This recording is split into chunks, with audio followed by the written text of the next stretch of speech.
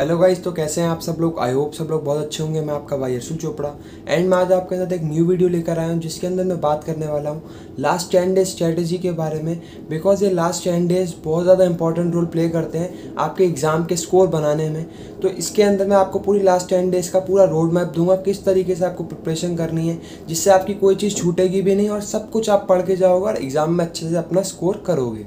ठीक है, तो ये वीडियो बहुत ज़्यादा यूज़फुल होने वाली है, बिल्कुल एंड तक देखना। तो चलो स्टार्ट करता हूँ, बट उससे पहले अभी तक आपने मेरे चैनल को सब्सक्राइब नहीं किया तो जल्दी से बेल आइकन को प्रेस कर दें, चैनल को सब्सक्राइब कर दें।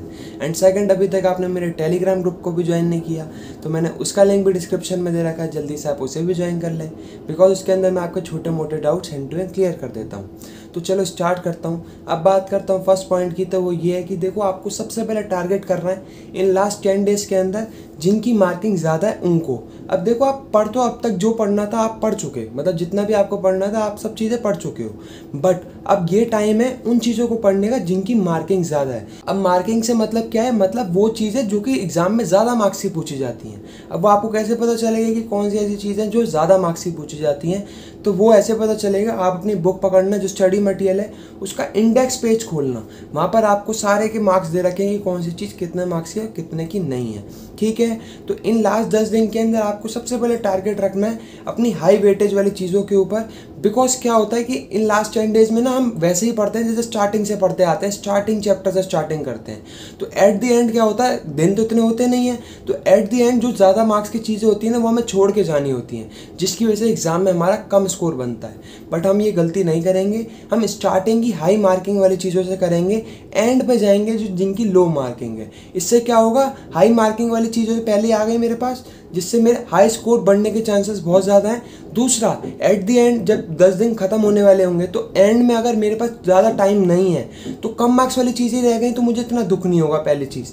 दूसरी चीज़, अगर मैं उन्हें एक बार रीड कर दूंगा ना तो भी हो जाएगा, बिकॉज वो बहुत कम मार्क्स की पूछी जाती है। तो ये चीज़ आपको क्लियर रखनी है। सबसे पहले टारगेट करना हाई मार्किंग वाली चीज़ों को, बिकॉज हाई मार्किंग वाली चीज़ों से पहले तो रिस्क से बाहर आ जाओगे। जो एंड में डर होता है कि यार ये हाई मार्किंग वाली चीज़ें छूट ना जाए, तो वो नहीं होगा, पहले रिस्क से बाहर आ जाओगे। दूसरा, बहुत अच्छा स्कोर बन जाएगा आपका। ठीक है, तो सबसे पहला पॉइंट यही है कि हाई मार्किंग वाली चीज़ें आपको पढ़नी है, और वो आपको कहाँ से पता चलेंगी, इंडेक्स वाले पेज पे। तो सबसे पहले आपको उनको निपटाना है जितनी जल्दी हो सके उतना।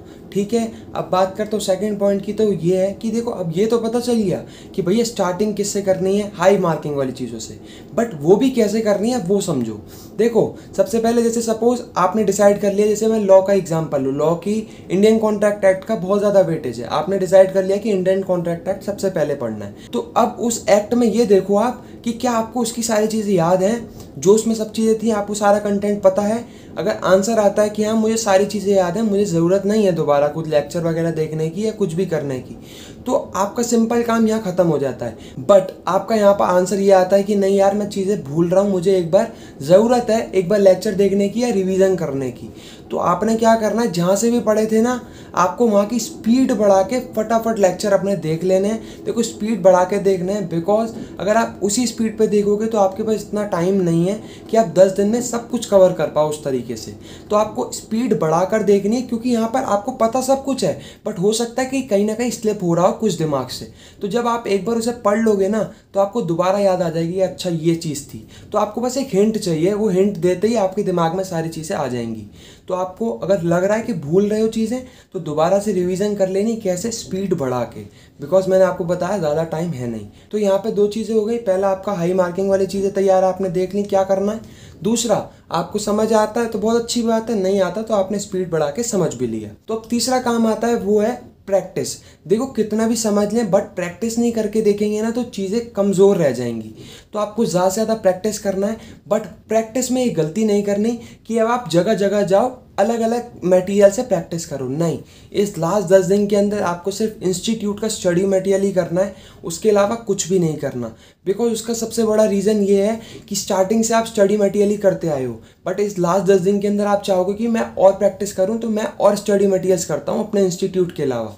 अगर वहाँ पर कोई चीज़ आपको नहीं आई ना तो आपका मोटिवेशन हो जाएगा डाउन, फिर वहाँ पर आप हो जाओगे और नेगेटिव। तो इसीलिए बोल रहा हूँ इस लास्ट 10 दिन के अंदर सिर्फ और सिर्फ प्रैक्टिस करनी है अपने इंस्टीट्यूट के स्टडी मटेरियल को, जितनी बार हो सके उसको उतनी बार करो। और एट द एंड तुम जब एग्जाम दे के हटोगे ना तो तुम्हें यही पता चलेगा कि भैया सारा पेपर तो इसी के अंदर से कवर था, हम फालतू इधर उधर के स्टडी मटेरियल कर रहे थे। तो सिर्फ प्रैक्टिस करनी है, कहाँ से, स्टडी मटेरियल से जितनी ज़्यादा हो सके उतनी, ठीक है, क्योंकि एट द एंड उसी से सब कुछ तुम्हारा आने वाला है पेपर के अंदर। अब बात करता हूँ 4th पॉइंट की। तो देखो यहाँ पर पहले हमने ये भी देख लिया क्या पढ़ना है, अंडरस्टैंडिंग भी हो गई, तीसरा हमने प्रैक्टिस भी कर ली, बट 4th चीज़ सबसे ज़्यादा इंपॉर्टेंट है, वो ये है रिवीजन। अब देखो पढ़ भी लिया, सब चीज़ें आपको पता चल गई, प्रैक्टिस भी कर ली, बट आपको इस 10 दिन के अंदर जो जो पढ़ते जा रहे हो ना उसका रिवीजन नहीं छोड़ना। जैसे फॉर एग्जांपल मैंने 3 दिन में पहले अपने इंडियन कॉन्ट्रैक्ट एक्ट ही खत्म किया, उसके बाद मैं आगे के एक्ट उठाए, बट ऐसा नहीं करना जैसे आगे के उठाए तो मैं इंडियन कॉन्ट्रैक्ट को भूल जाऊँ, नहीं, आपको उसको भी प्रॉपर रिवीजन करते चलना है लास्ट डे तक, मतलब डे 10 तक। तो इसीलिए बोल रहा हूँ रिवीजन को इग्नोर नहीं करना, जो भी पढ़ते जा रहे हो उसकी प्रैक्टिस भी करो, साथ के साथ उसका साथ के साथ रिवीजन भी करते रहो। ऐसे नहीं कि वो चीज़ खत्म तो आप अगली चीज़ को ही फोकस करो, सिर्फ उस चीज़ को भूल जाओ, नहीं, आपको प्रॉपर रिवीजन पर भी टाइम देना है। बिकॉज जितना ज़्यादा रिवीजन होगा ना उतना ही तुम्हारे लिए अपॉर्चुनिटी है कि तुम्हें पेपर बहुत ईजी लगने वाला है, प्लस तुम्हारा कॉन्फिडेंस एकदम टॉप पे होने वाला है। तो इसीलिए रिवीजन को इग्नोर नहीं करना, 10 के 10 दिन आपको जो पढ़ते जा रहे हो उसका हैंड टू हैंड रिवीजन करते चलना है हर दिन, ठीक है, हर दिन सबको रिवीजन करते चलना है। ओके, अब बात करता हूँ लास्ट पॉइंट जो सबसे ज़्यादा इंपॉर्टेंट है, वो ये कि देखो आपके चारों पेपर्स एक ही दिन में होते हैं, आपको पता है 2 शिफ्ट में होते हैं, एक शिफ्ट में 2 पेपर, फिर नेक्स्ट शिफ्ट में अगले 2 पेपर। तो मैं आपको ये बता दूं, देखो आपका ऐसा सीन नहीं है कि एक दिन में एक पेपर फिर नेक्स्ट दिन जाएंगे दूसरा पेपर, नहीं, आपको इस तरीके से अपने पेपर को डिज़ाइन करना है कि आपको 4 दिन पहले ही अपने पेपर मानने हैं। अब मैं ऐसा क्यों बोल रहा हूँ, बिकॉज जब हम एग्ज़ाम के आखिरी दिन होते हैं ना तो हमारे दिमाग में होता है कि यार हम एक दिन में सारे सब्जेक्ट पढ़ लूँगा, वो हम सोचते हैं, बट जब प्रैक्टिकली करने बैठते हैं ना तो वो उतना ही डिफिकल्ट होता है जितना सोचना ईजी होता है।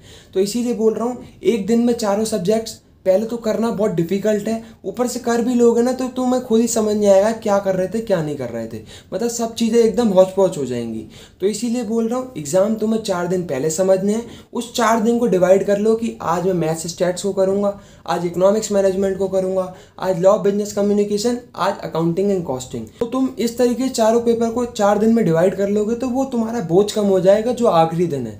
बिकॉज तुमने 4 दिन में चारों पेपर ले लिए तो तुम एक एक दिन में एक एक पेपर को तो रिवीजन कर सकते हो इजीली, वो तुम्हारा हो जाएगा मैनेज। बाकी तुम्हें जो मैंने लास्ट 10 डेज की स्ट्रेटेजी बताई है ना, तो तुम हर दिन रिवीजन करते आओगे तो एक दिन बोझ तुम्हें महसूस होगा ही नहीं, बिकॉज तुम वो स्टार्टिंग से हर दिन 10 के 10 दिन पढ़ते आ रहे हो। तो इस तरीके से तुम्हें अपने लास्ट 10 दिन को मैनेज करना है। तो आई होप तुम्हें पूरा रोड मैप मिल गया होगा कि इस 10 दिन के अंदर तुम्हें क्या करना है क्या नहीं करना। तो आई होप तुम्हारे लिए वीडियो बहुत ज़्यादा यूजफुल रही होगी। तो अगर वीडियो यूजफुल रही है तो फटाफट वीडियो को लाइक कर दे, कमेंट कर दे, शेयर कर दे, चैनल को सब्सक्राइब कर दे। Thank you so much.